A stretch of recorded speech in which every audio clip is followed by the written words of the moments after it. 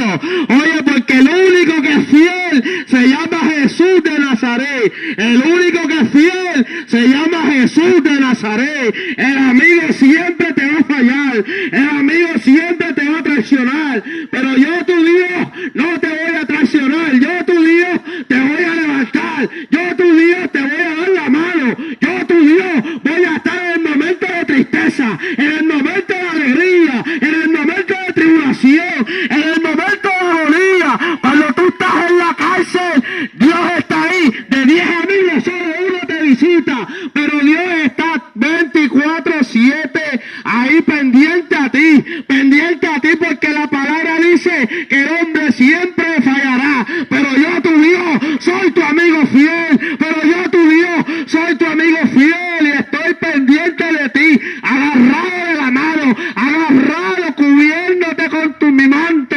Aquí está Jehová, aquí está Jesús de Nazaret, aquí está Jesús de Nazaret para restaurar tu corazón, para sanar esas heridas que el alcohol, que la droga, que el dinero no puede sellar, que el alcohol, que el dinero no puede restaurar. Aquí está Jehová, aquí está Jehová, aquí está Jehová, aquí está Jehová. No rechaces a Jehová, no rechaces a Jesús de Nazaret, no rechaces a Jesús de Nazaret.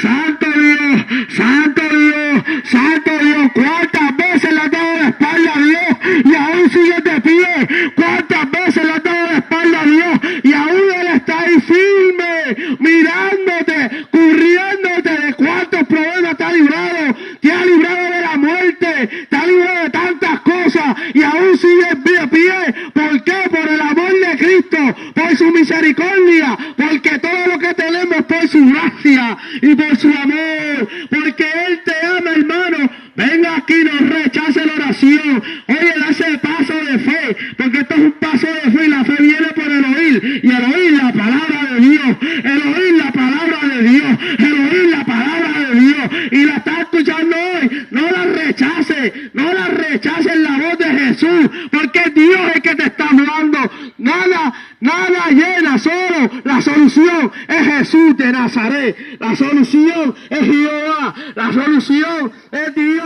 Él te está dando una segunda oportunidad y está aquí esperando por ti, aquí esperando por ti, aquí esperando por ti, que dé ese paso. A lo mejor te dicen, mira qué loco ese predicador, sí,